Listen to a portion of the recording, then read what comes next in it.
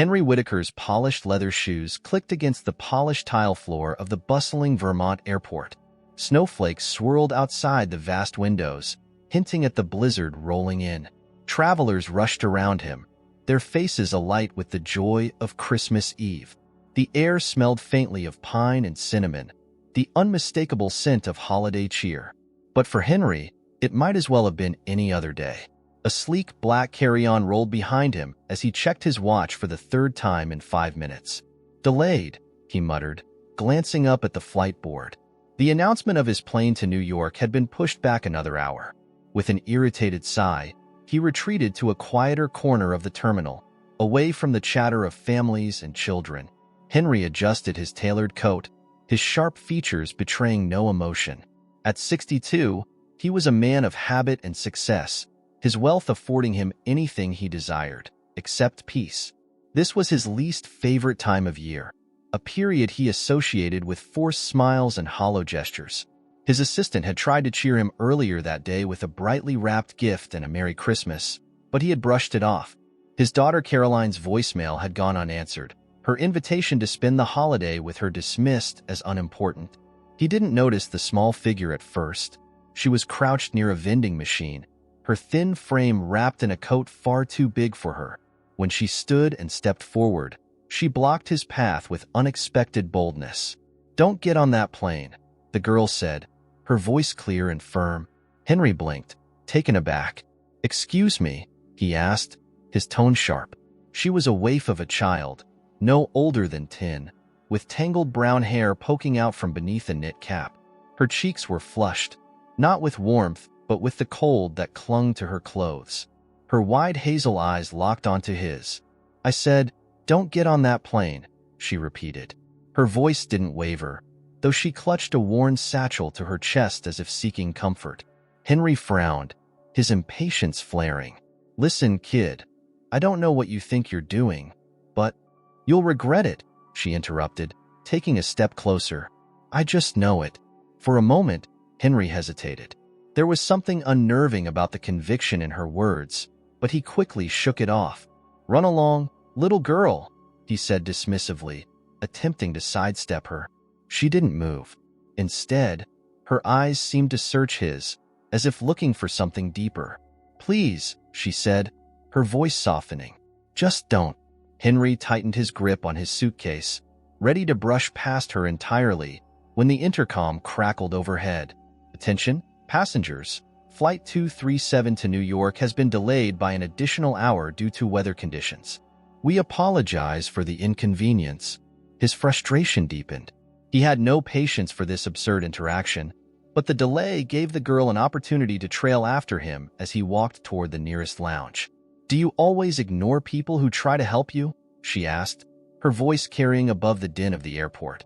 Henry stopped abruptly, turning on his heel. "What is it you want?" he demanded, exasperation lacing his words. "Money? A sandwich from that vending machine?"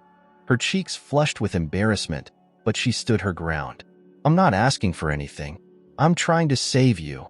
"Save me from what, exactly?" His tone was incredulous. The girl hesitated, biting her lower lip. She clutched her satchel tighter, as if the words were written inside and she wasn't sure how to deliver them. "From making a mistake," she said finally. Henry stared at her, utterly baffled. This wasn't a child begging for charity or someone playing a Christmas prank. She seemed sincere, but her words made no sense. "Look," he said, his voice softening just slightly. "You've got the wrong guy. I don't need saving. And frankly, I don't have time for this." She tilted her head, studying him with a mix of sadness and determination. "Maybe you don't think you do," she said quietly, "but you'll see." Before he could respond, a cheerful airport attendant in a Santa hat interrupted. "Sir, there's an issue with the seating on your flight. Would you mind stepping over to the counter to sort it out?" Henry took a relieved breath, glad for the distraction. Without another glance at the girl, he strode toward the counter. But as he walked away, he couldn't shake the feeling of her eyes on his back, nor the peculiar weight of her words. Something about her lingered, an unspoken truth buried in her plea. He forced the thought aside. After all, what could a child possibly know about a man like him?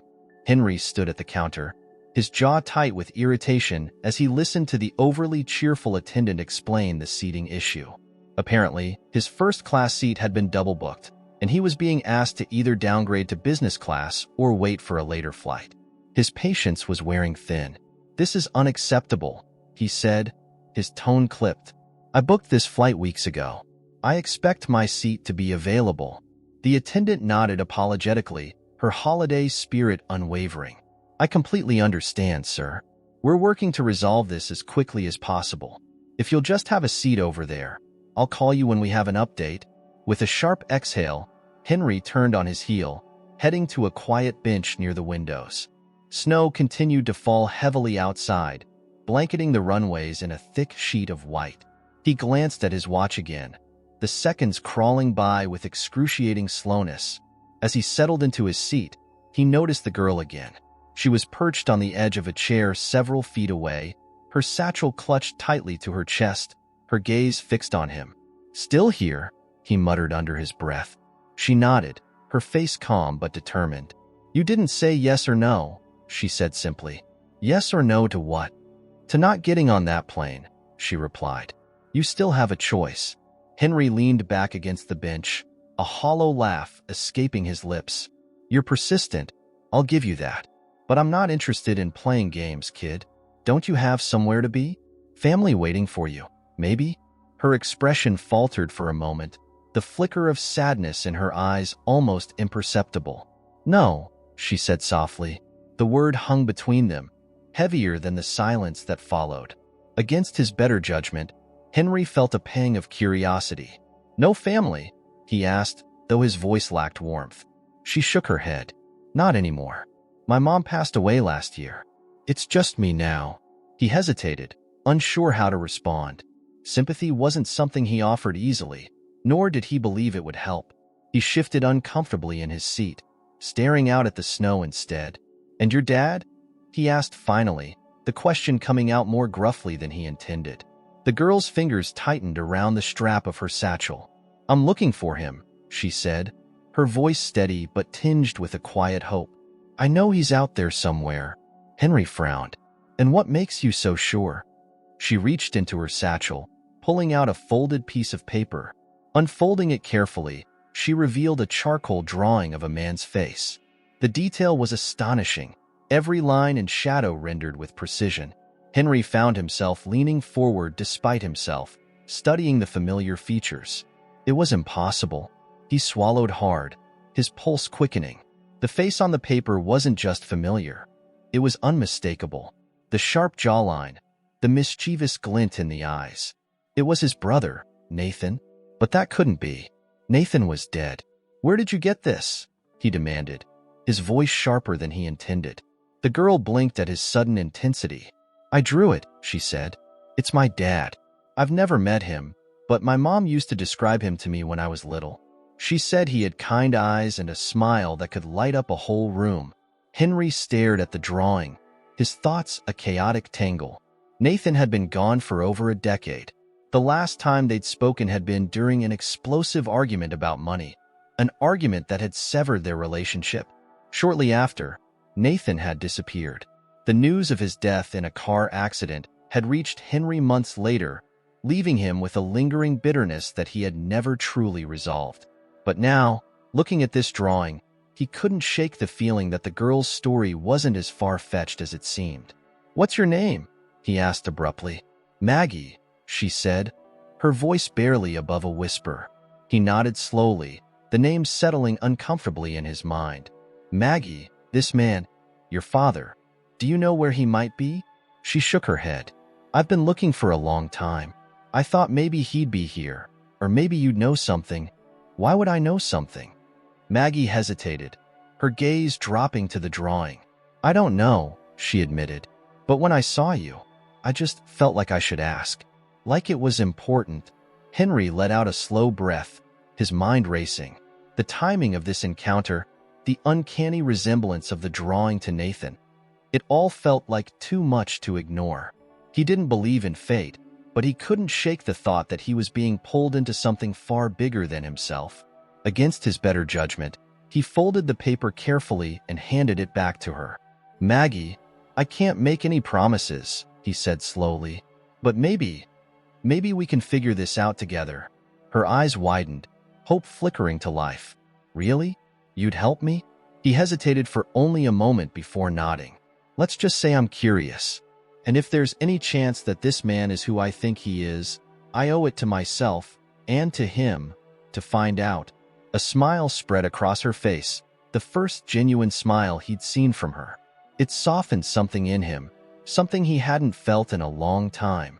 The announcement of another flight delay crackled over the intercom, but this time, Henry didn't feel the usual annoyance. Instead, he felt something unexpected: purpose. Maybe, just maybe, this Christmas wouldn't be as empty as he'd imagined. The snow outside the airport thickened as the evening wore on, turning the windows into frosted canvases.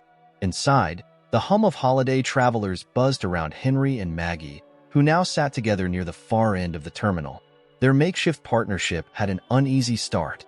Henry was still unsure why he had agreed to help this girl, and Maggie, for all her determination, seemed uncertain about trusting him completely. So, Henry began, breaking the silence between them. "How exactly have you been looking for your father?" Maggie pulled her knees up to her chest, her oversized coat swallowing her small frame.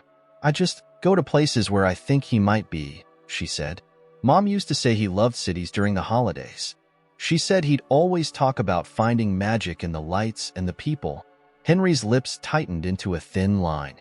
That sounded like something Nathan would have said. His younger brother had always been the dreamer, the one who found poetry in the ordinary and optimism in the bleak. It had been infuriating at times, Nathan's refusal to live in the real world, but it had also been what made him special. "You said he helped take care of you?" Henry asked, trying to piece the story together. Maggie nodded. "Before he disappeared. When my mom got sick, he'd show up sometimes. He never stayed long, but he'd always make sure we were okay. After her voice faltered, and she looked away, her fingers gripping the edge of her satchel. "After she passed, I thought he'd come back for me. But he didn't." Henry studied her, a strange mix of empathy and guilt swirling in his chest. He had spent years pretending his brother's death didn't bother him, burying himself in work and wealth to avoid the ache of their fractured relationship. But now, hearing this girl's story, he couldn't ignore the possibility that Nathan might still be out there, alive and alone. "Do you have any idea where he might be now?" Maggie hesitated, then reached into her satchel again. She pulled out a battered notebook, its pages filled with sketches and notes. She flipped to a specific page and handed it to Henry. "I heard someone talking about a man who plays guitar near Quincy Market," she said. "They said he's there most nights, but he never talks much. I thought it might be him." Henry looked at the sketch. It was a detailed drawing of a man sitting on a street corner, a guitar in his hands, a tattered hat on his head. The resemblance to Nathan was striking, but what caught Henry's attention was the way Maggie had captured the sadness in his expression. "Quincy Market, Boston. That wasn't far from here. You think this is him?" he asked. "I don't know," Maggie admitted, "but I think it's worth checking." Henry leaned back in his chair, the weight of the decision pressing on him. He could just as easily walk away from all of this, board his plane, and continue his life as it was. But the thought of ignoring the possibility, of leaving behind the chance to find Nathan, to heal old wounds, was harder to swallow than he expected. The announcement for another delay crackled over the intercom. Henry glanced at Maggie, who was watching him with a mixture of hope and apprehension. "All right," he said finally. "Let's go." Maggie's face lit up, and for the first time, Henry felt a spark of warmth in his chest. It was faint, but it was there. The journey to Boston was slow and treacherous, the snowstorm blanketing the roads and reducing visibility to almost nothing. Henry had hired a car to drive them, insisting that flying was out of the question given the weather. Maggie sat quietly in the back seat beside him, her hands fidgeting nervously in her lap. "You're sure this is worth it?" Henry asked, glancing at her. She nodded. "I have to try. He's all I've got." Henry didn't respond, but her words lingered. He couldn't help but wonder if this search was more about her clinging to hope than about finding her father. But who was he to judge? Hope was a rare commodity, and he hadn't felt its pull in years. When they arrived in Boston, the city was almost unrecognizable beneath the storm's icy grip. The streets were quiet, save for the occasional cab splashing through slush. Henry and Maggie stepped out into the frigid air, and she immediately pulled her coat tighter around herself. "Where is Quincy Market from here?" Henry asked. Maggie pointed down the street, her breath visible in the cold. "That way."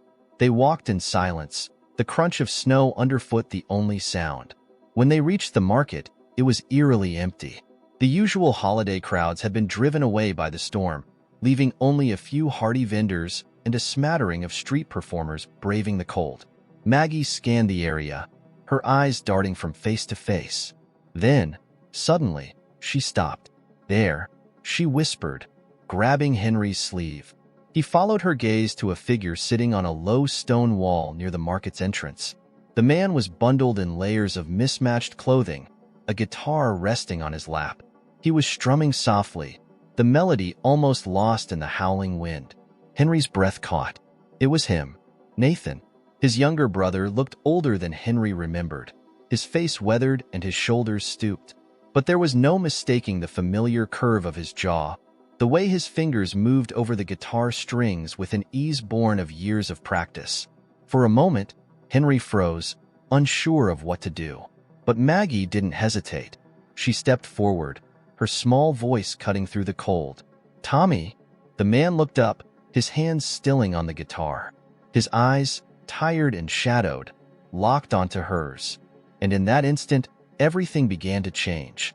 Nathan, or Tommy, as Maggie had called him, stared at her, his fingers frozen over the strings of his guitar. His face was a mixture of confusion and disbelief, as though he was seeing a ghost. Maggie took another step forward, her voice trembling. "Is it you?" she asked, her breath visible in the icy air. Henry hung back, his pulse pounding in his ears. He hadn't seen his brother in over a decade, and now, here he was, alive and right in front of him. The moment felt surreal, like a dream teetering on the edge of reality. Tommy slowly rose to his feet, the guitar slipping from his lap to rest against the wall. He looked down at Maggie, his brow furrowed, and his hands trembled slightly as they hovered in the air between them. I don't understand," he said finally, his voice hoarse. Maggie pulled the worn notebook from her satchel, flipping to the drawing she had shown Henry. She held it up to him, her small hands steady despite the cold. "Mom told me about you," she said. "She said you'd come back." Tommy's face crumpled, and he stumbled back a step, his legs hitting the wall behind him. He lowered himself onto it, his hands clutching his face. She, he stammered, his voice cracking. Henry took a hesitant step forward, his boots crunching in the snow. "Nathan," he said, his voice steady but heavy with emotion. Tommy's head shot up at the sound of his real name. His eyes, now brimming with tears, widened as they met Henry's. "Henry," he whispered, as if saying the name aloud would confirm it was real. "It's me," Henry said, his throat tightening. "I thought you were dead." Nathan let out a shaky breath, his gaze darting between his brother and Maggie. I thought it was better if everyone believed that." Maggie took another step closer, her voice soft but insistent. "Why didn't you come back for me?" Nathan looked at her, and the weight of her words seemed to crush him. He buried his face in his hands, his shoulders shaking. "I didn't know," he said, his voice muffled. "I didn't know about you." Maggie's face fell, and Henry moved closer, his own emotions a mix of anger, confusion, and something he couldn't quite name. "You didn't know?" Henry repeated. "Nathan, she's your daughter. How could you not know?" Nathan's hands dropped from his face, revealing eyes that were red and hollow. "Her mother. She never told me," he said. "The last time I saw her, we had an argument. I left and His voice broke, and he looked away, unable to finish the sentence. Maggie's lip quivered, but she stepped forward, closing the gap between them. "But you're here now," she said, her voice small but filled with a quiet determination. "We found you." Nathan reached out tentatively, his calloused hands trembling as they rested on Maggie's shoulders. He studied her face as if trying to memorize every detail. "I don't deserve this," he murmured. "I don't deserve you." Henry watched the exchange, his own emotions boiling beneath the surface. The last time he'd seen Nathan, their argument had ended with words that couldn't be taken back. Nathan had accused him of abandoning family in favor of ambition, and Henry had called him a failure. Now, standing here, he couldn't help but wonder if he'd been wrong. "You didn't tell anyone you were alive," Henry said, his voice tight. "You let us think you were gone. Do you have any idea what that did to everyone?" Nathan flinched, guilt etched into every line of his face. "I thought it would be easier," he said. "I had nothing to offer. No job, no money. I'd burned every bridge I had. I thought the best thing I could do was disappear." Henry shook his head, a bitter laugh escaping his lips. "And now? Living like this, out here in the cold? Playing guitar on street corners?" Nathan's eyes hardened, and for a moment, the defiance Henry remembered so well flickered to life. "It's not much," he said, "but it's mine. And it's more honest than the life I was living before." Maggie stepped between them, her small hands held up as if trying to stop a fight before it could begin. "Stop," she said firmly. "Please. It's Christmas." The simplicity of her plea cut through the tension, and both men fell silent. Nathan looked at her, his expression softening. "You're right," he said quietly. "It's Christmas, and I'm sorry. For all of it." Henry swallowed hard, his chest tightening. The years of resentment and unanswered questions swirled in his mind, but Maggie's words lingered. It was Christmas, and maybe, just maybe, it wasn't too late to make things right. "You have a lot to make up for," Henry said, his voice gentler now. "But she found you, Nathan. That means something." Nathan nodded slowly, his eyes never leaving Maggie. "It means everything," he said. "I don't know how to fix this, but I'll try. I promise." Maggie stepped forward, wrapping her arms around him.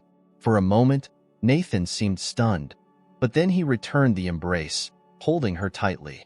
Henry looked away, giving them a moment of privacy.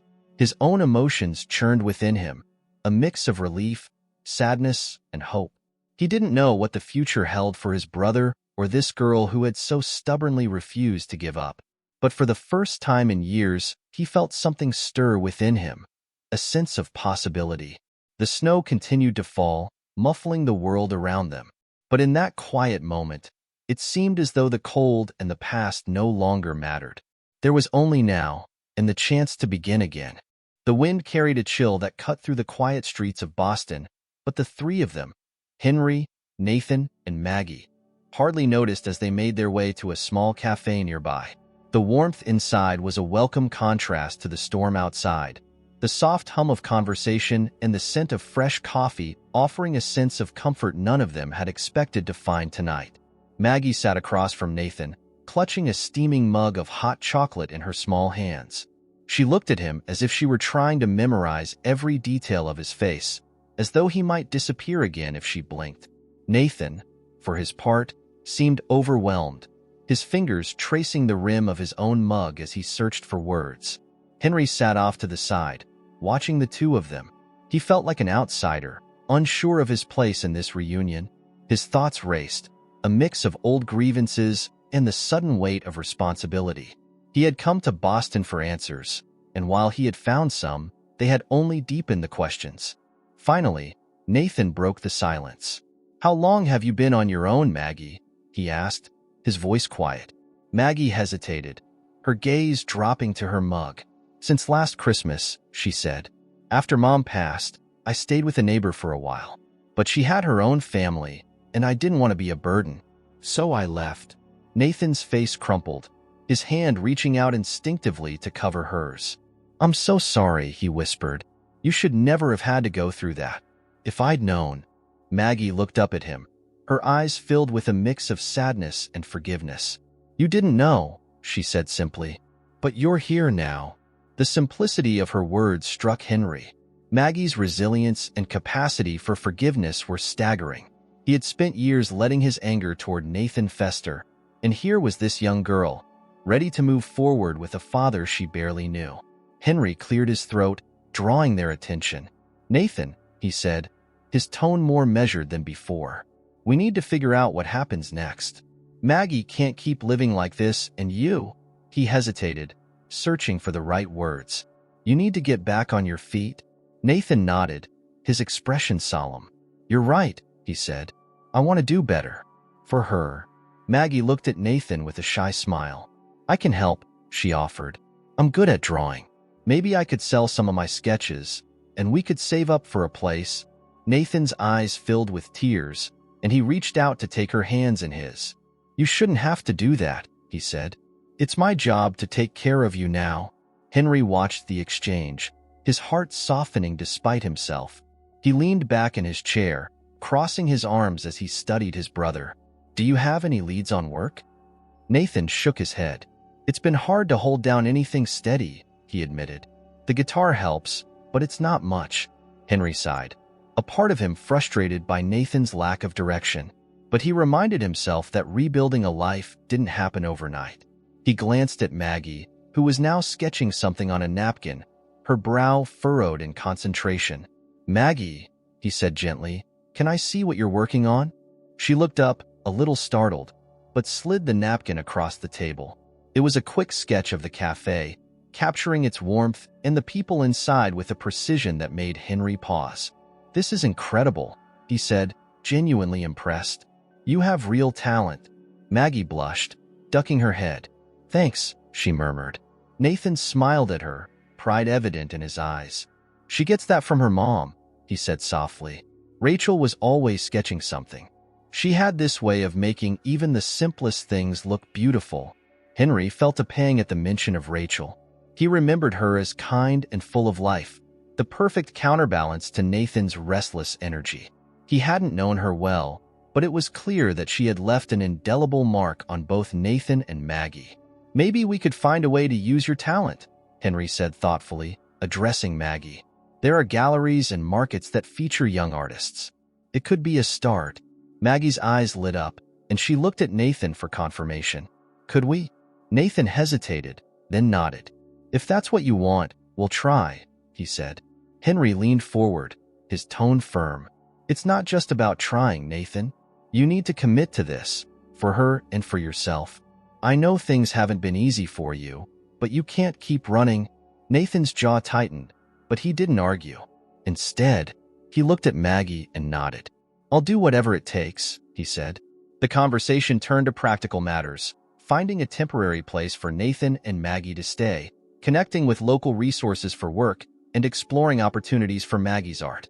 As the plans began to take shape, Henry felt a surprising sense of hope. It wasn't perfect, and it wouldn't be easy, but it was a start. When they left the cafe, the snow had stopped, and the city was blanketed in a quiet stillness. The three of them stood together for a moment, taking it all in.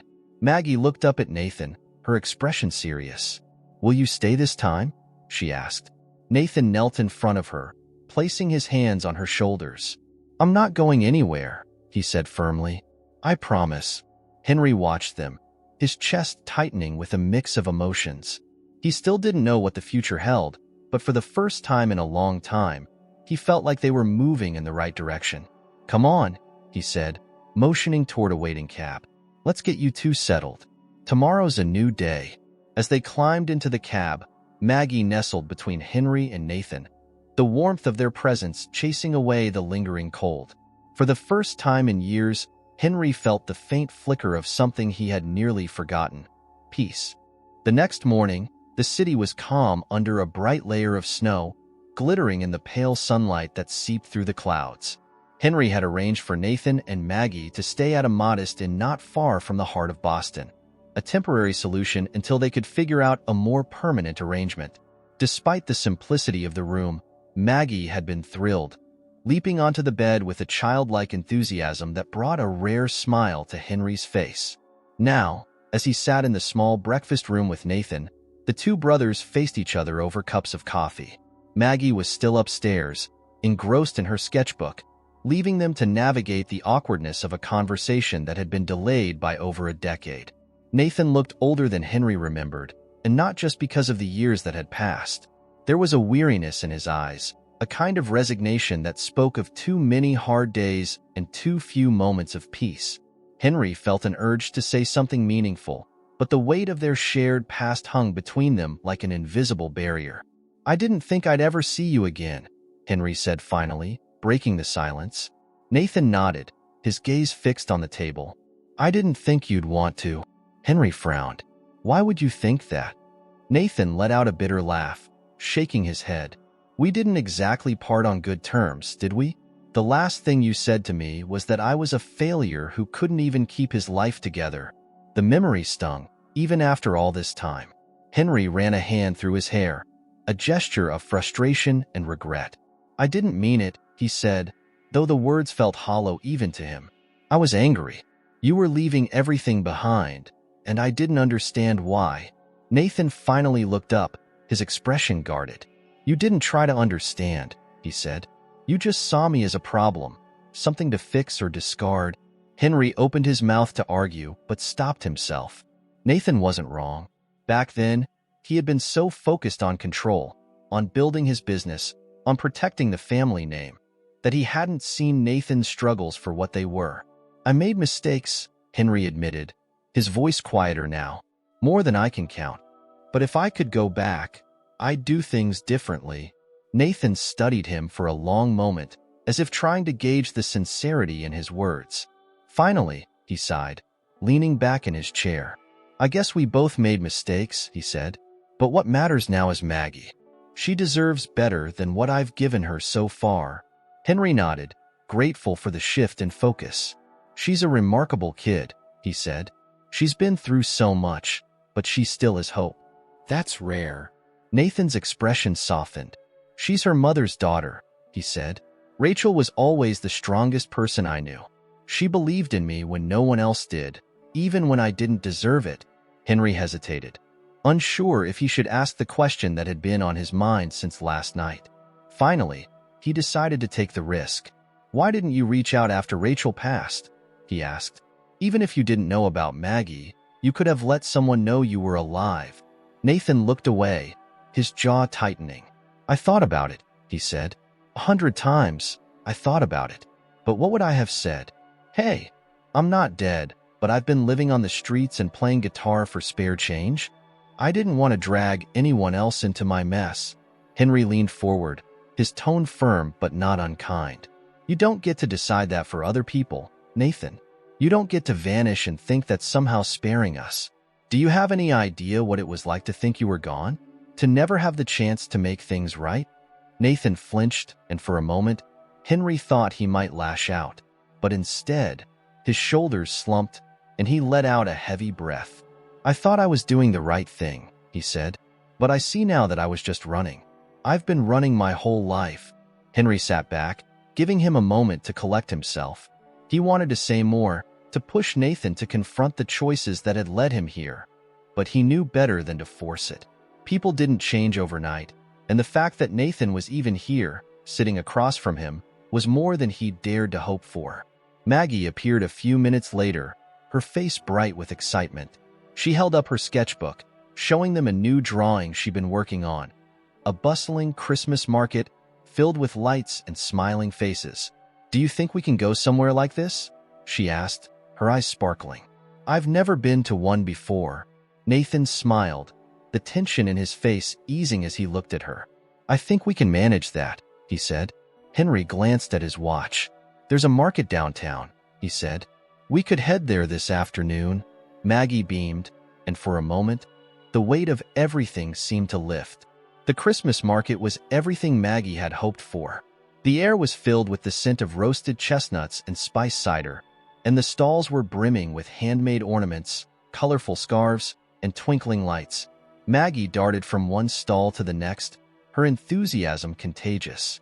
Nathan and Henry followed behind, their pace slower but no less affected by the festive atmosphere. Nathan seemed lighter here, as if the simple joy of the moment was enough to ease the burden he carried. Henry watched his brother carefully, noticing the way he smiled at Maggie's delight, the way he seemed to stand a little taller. At one stall, Maggie found a set of small charcoal pencils and a pad of thick, textured paper. She looked at Nathan with wide, pleading eyes, and he laughed, pulling a few crumpled bills from his pocket. "It's a Christmas present," he said, handing the money to the vendor. Maggie threw her arms around him, her gratitude so genuine it brought a lump to Henry's throat. As the afternoon faded into evening, the three of them sat on a bench near the center of the market, sharing a bag of warm, sugared almonds. Maggie sketched furiously in her new pad, her tongue poking out slightly as she concentrated. Nathan and Henry sat in companionable silence, the tension between them easing with each passing moment. For the first time in years, Henry felt something he hadn't realized he'd been missing, a sense of connection, of belonging. It wasn't perfect, and it wasn't easy, but it was real. And that, he thought, was more than enough. The days leading up to Christmas passed in a blur of quiet but profound moments. Nathan, Maggie, and Henry found themselves settling into a rhythm that none of them could have anticipated. While the snow continued to pile up outside, they spent their time indoors at the small inn or exploring the city, piecing together fragments of a new life. Maggie seemed to thrive in the calm. Her sketchbook rarely left her side, and every few minutes, she'd stop to capture something that caught her eye. A bundled-up couple holding hands, a street performer juggling in the cold, or a small bird perched on a snowy branch. Nathan would watch her, pride and regret battling for dominance in his expression.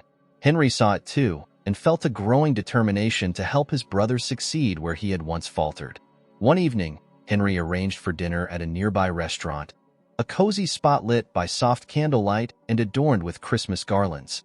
Maggie's eyes widened as they stepped inside, the warmth of the room and the hum of conversation wrapping around them like a comforting embrace. "This is so fancy," she whispered to Nathan, clutching his hand tightly. "It's not too fancy," Nathan said, smiling. "Besides, you deserve something special." They sat at a table by the window, the snow outside creating a picture-perfect backdrop. Maggie studied the menu with fascination, while Henry and Nathan exchanged quiet glances, the silence between them more reflective than strained. After they ordered, Henry leaned forward, his hands clasped on the table. "Nathan, I've been thinking about what comes next," he said, his tone serious but not harsh. Nathan tensed slightly but nodded. "I have too," he replied. "I know things can't stay the way they are. I need to find steady work, a place for Maggie and me to live. I can't keep relying on your generosity." "It's not about generosity," Henry said firmly. "It's about giving you the foundation you need to rebuild. But you have to meet me halfway." Nathan looked down at his hands, his jaw tightening. "I will," he said. "I don't know how yet, but I will." Henry nodded. "I've been asking around. A friend of mine owns a gallery in the city. They sometimes hire artists to teach workshops, especially to kids. Maggie might have a real shot at something there." Maggie's head shot up, her eyes wide with surprise. "Me?" she asked, her voice filled with a mix of excitement and disbelief. "You think I could teach other kids?"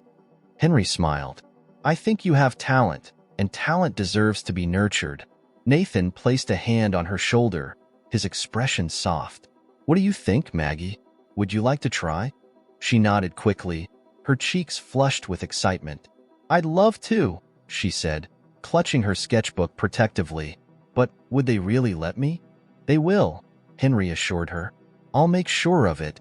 Nathan's gratitude was evident in his eyes, though he didn't say anything. Instead, he reached for his glass of water, taking a slow sip as he composed himself. Henry knew his brother was still wrestling with the idea of accepting help, but he also knew it was necessary. This wasn't about pride. It was about survival, for both Nathan and Maggie. The meal passed with lighter conversation after that, Maggie's enthusiasm carrying them through any lingering awkwardness. By the time dessert arrived, a shared plate of warm apple pie with vanilla ice cream. There was laughter at the table, the kind that felt natural and unforced. After dinner, as they walked back to the inn, Maggie skipped ahead, her footsteps leaving a trail of small imprints in the fresh snow. Nathan watched her, his hands shoved deep into his coat pockets. He looked at Henry, his expression unreadable. "She's amazing, isn't she?" Nathan said, his voice low. Henry nodded. "She is. She's got Rachel's spirit." Nathan smiled faintly. She does. And I see now how much I've missed. I don't know how I'm ever going to make it up to her. You start by being there, Henry said. Every day. You don't have to be perfect. You just have to show up. Nathan didn't respond, but the resolve in his eyes was clear. Henry felt a flicker of hope, something he hadn't allowed himself to feel in years. The following day, Henry took Maggie to the gallery he'd mentioned. Nathan hesitated at first, worried about being out of place, but Henry insisted he come along.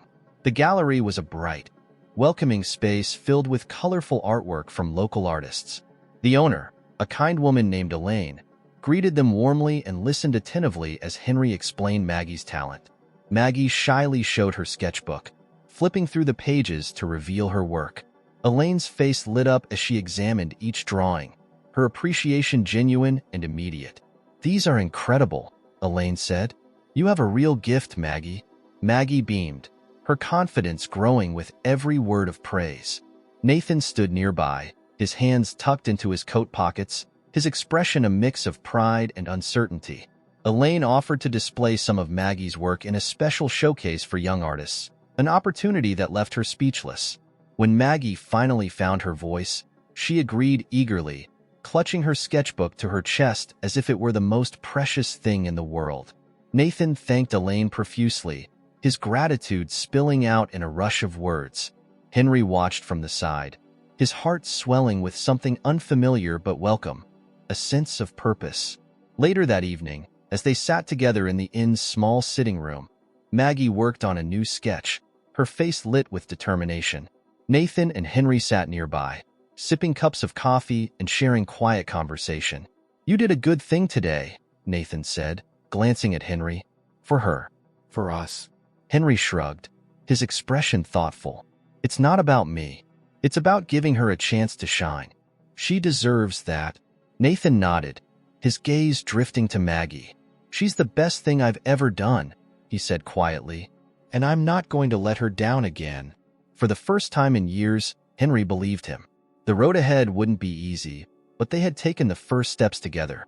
And in that moment, it felt like enough. The snow outside continued to fall, but inside, the warmth of hope and determination filled the room. They were no longer three separate lives moving in isolation, but a small, imperfect family finding their way back to each other.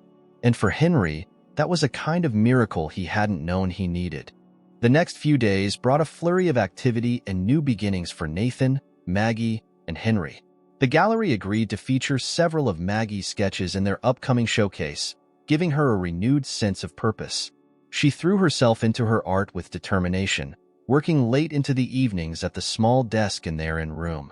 Nathan often sat beside her, watching her draw with a mixture of awe and pride, while Henry worked quietly in the background, handling logistics to ensure everything went smoothly. As Christmas Eve approached, the city grew brighter with twinkling lights and the sound of carolers filling the air. The bustling streets seemed to embody the spirit of the season, a warmth that contrasted with the chill of the snow-covered sidewalks. For the first time in years, Henry found himself looking forward to the holiday, though he wasn't quite sure why. Perhaps it was Maggie's infectious excitement, or the tentative progress he saw in Nathan. Either way, it felt different this year, lighter, more hopeful. That evening, they returned to the gallery for a special pre-show reception. Elaine, the owner, had insisted on hosting a small gathering to highlight the young artists featured in the showcase. Maggie dressed carefully, wearing a simple red dress Nathan had bought for her with the last of his savings. Henry, noticing the worn shoes that accompanied her outfit, had quietly arranged for a new pair to be waiting for her at the inn. Maggie's eyes had lit up with joy when she saw them, and she hugged him tightly, her gratitude overflowing. The gallery was filled with people when they arrived, the warm glow of the lights reflecting off the polished wooden floors. Maggie clutched her sketchbook nervously as they entered, her confidence wavering for the first time. Nathan placed a reassuring hand on her shoulder, bending down to whisper, "You've got this, kid.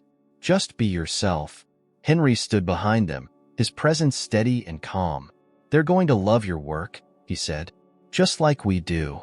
Maggie smiled hesitantly, taking a deep breath before stepping into the room. The walls were lined with artwork from other young artists, each piece telling its own story. Maggie's section was prominently displayed near the center, her sketches mounted carefully on white matting.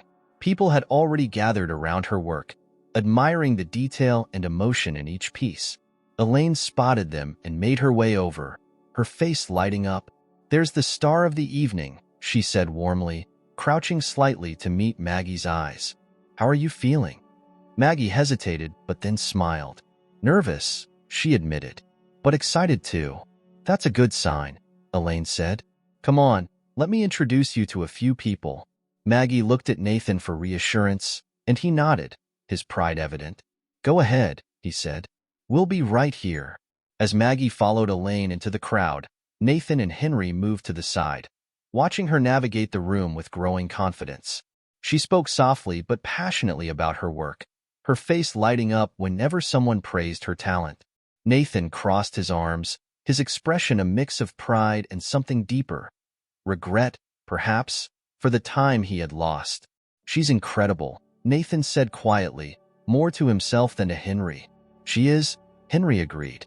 "And so are you, for raising her the way you did. Even if it wasn't perfect." Nathan shook his head. "I don't deserve credit for her strength. That's all Rachel. I was barely there." "You're here now," Henry said firmly.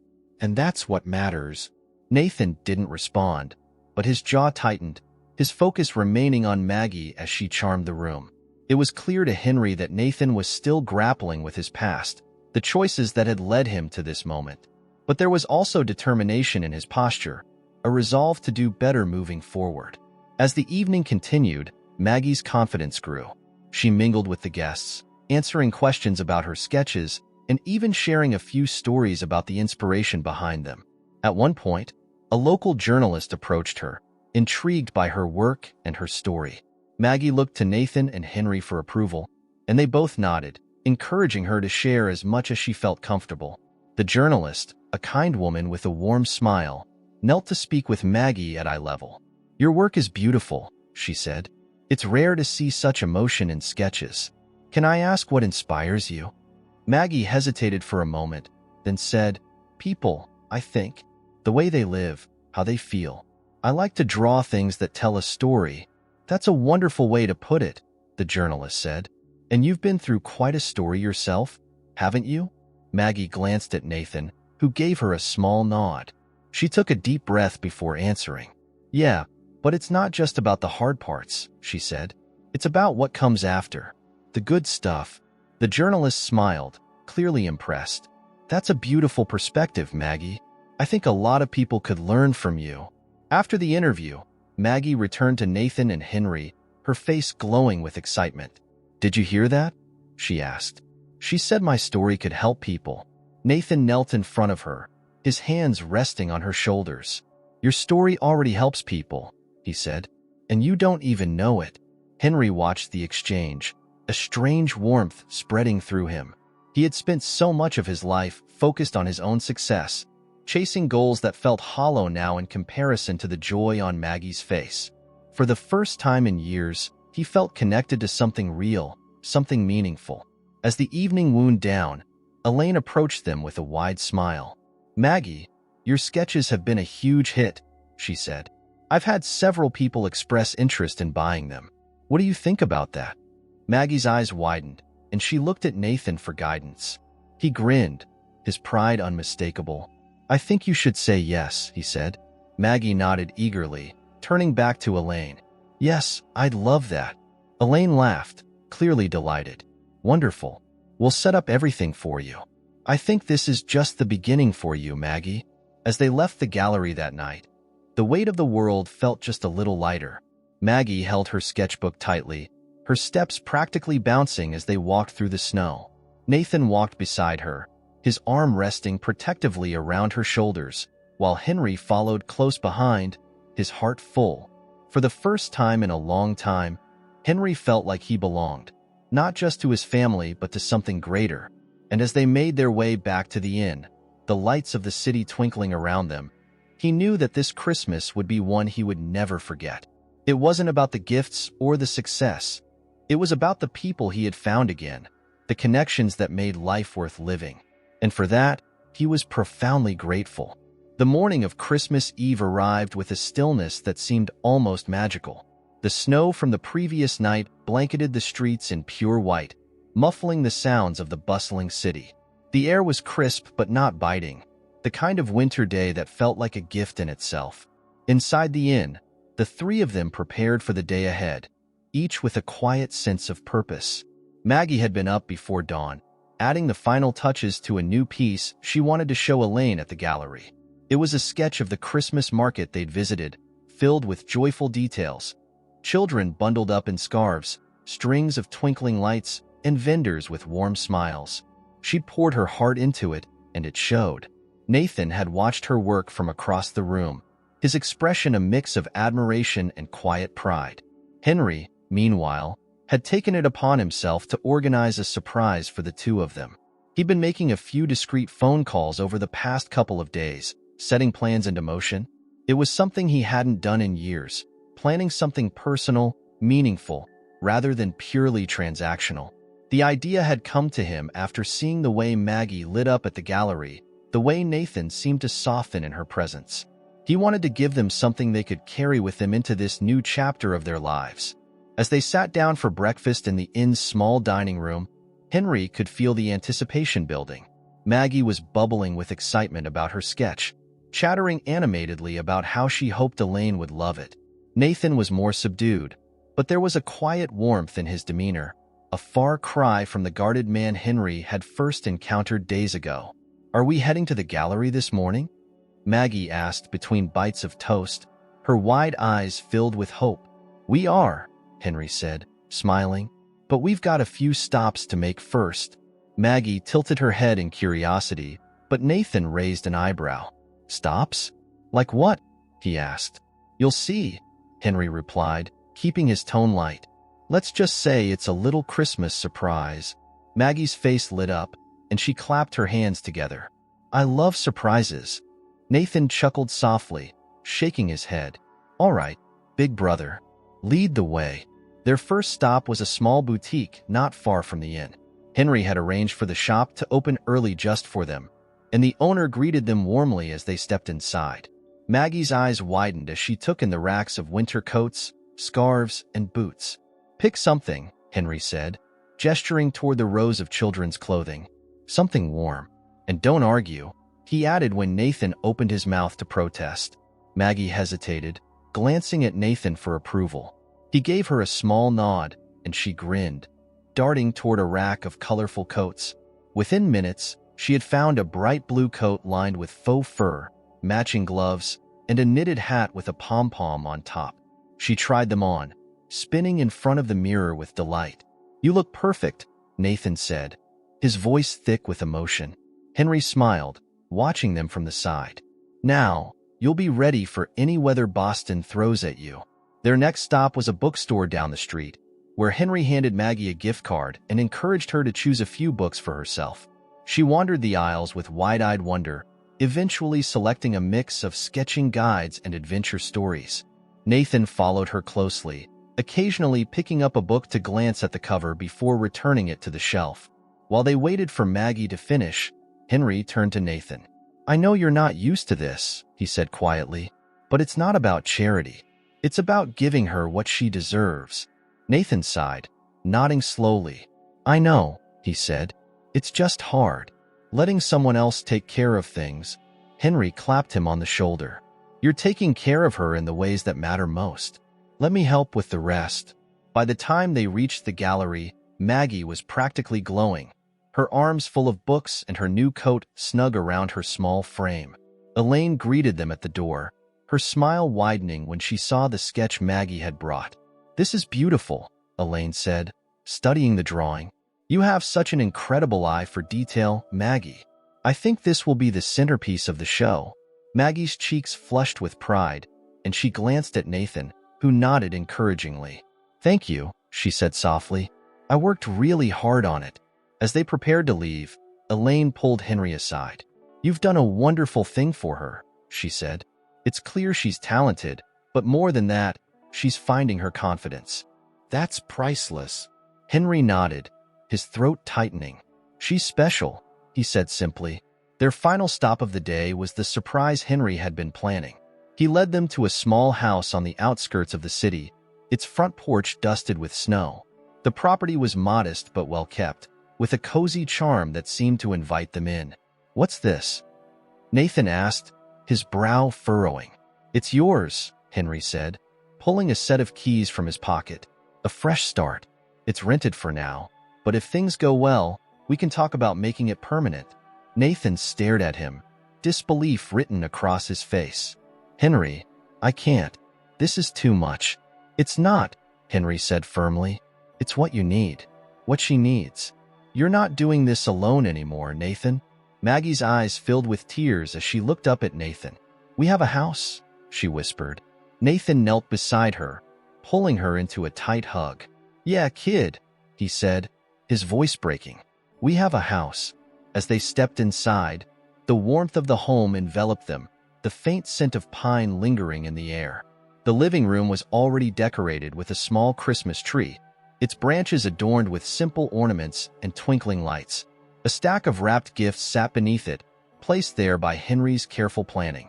Maggie rushed to the tree, her laughter filling the room as she examined the ornaments. Nathan stood in the doorway, his hands shoved deep into his pockets, his expression a mix of awe and gratitude. Henry joined him, placing a hand on his shoulder. "This is your chance, Nathan," he said, "to give her the life she deserves. Don't waste it." Nathan nodded, his eyes glistening. "I won't," he said. "I promise." As the evening wore on, they settled into the house, sharing a simple meal and exchanging stories by the fire. For the first time in years, Henry felt at peace, the weight of the past finally lifting. This wasn't just a house, it was a home, a place where they could rebuild together.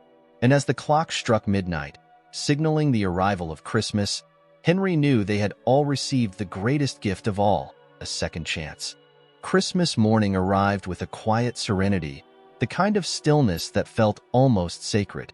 The house was warm and filled with the faint smell of cinnamon and pine, the tree lights casting a soft glow over the living room.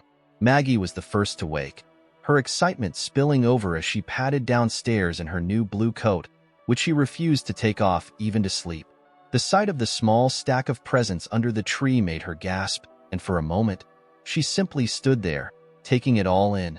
She had never woken up to a scene like this before, not even when her mother was alive. Tears pricked the corners of her eyes, but they were happy tears, ones she didn't try to brush away.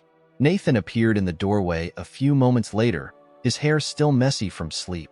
He paused when he saw Maggie by the tree, her hands clasped in front of her as if she were afraid to disturb the moment. "Merry Christmas, kiddo," he said, his voice soft. She turned, a radiant smile lighting up her face. "Merry Christmas," she replied, running to him and wrapping her arms around his waist. Nathan hugged her tightly, his eyes closing as he held her. He had made her a promise, and for the first time in years, he felt like he was keeping one. Henry joined them soon after, carrying 3 steaming mugs of cocoa. He handed one to Maggie and another to Nathan, pausing to take in the scene. It was a stark contrast to the sterile Christmases he had spent alone in his Manhattan apartment, where the holiday was marked only by a half-hearted email from his assistant or a perfunctory phone call from his daughter. This, he realized, was what the season was meant to feel like: connection, warmth, and purpose. Maggie insisted they start with presents, and neither man could argue with her enthusiasm. She carefully unwrapped each gift, her joy bubbling over with every item she pulled from the paper. There was a new set of art supplies from Henry, a scarf Nathan had picked out at a market, and even a pair of fluffy socks that Maggie immediately declared her new favorite. When it was Nathan's turn, he unwrapped a leather-bound notebook Henry had chosen for him. The inscription on the inside cover read, "For your stories, past, present, and future." Nathan ran his fingers over the smooth pages, his throat tight as he looked at his brother.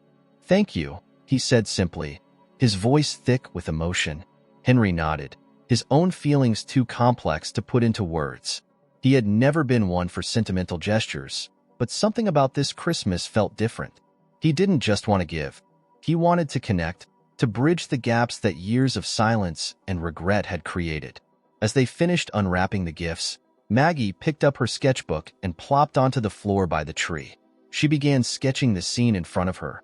The cozy room, the twinkling lights, and the two men who had become her entire world. "Do you ever stop drawing?"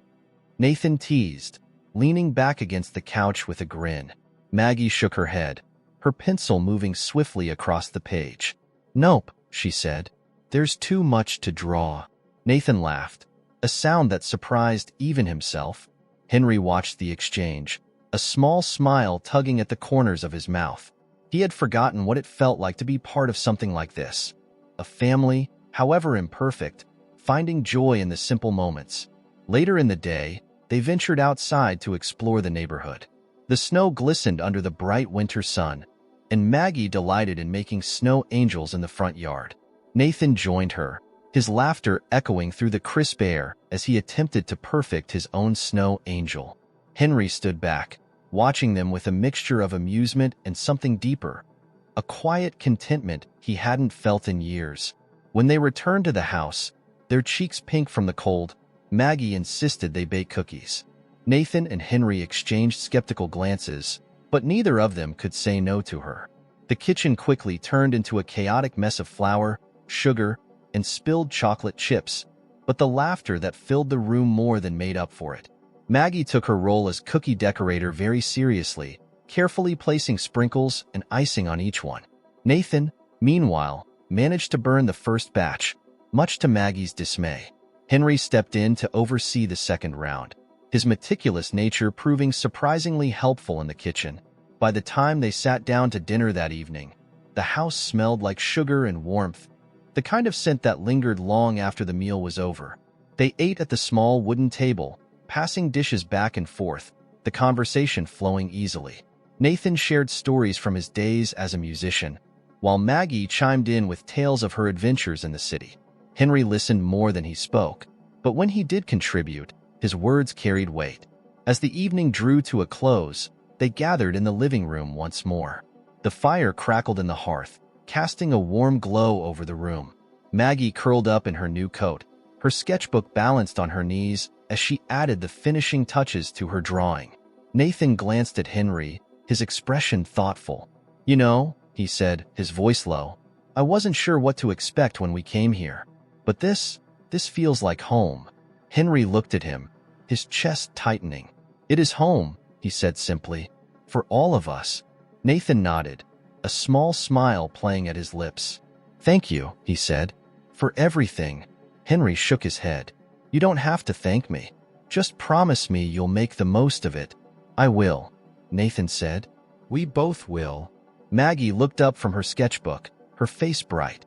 "Can we stay here forever?" she asked, her voice filled with hope.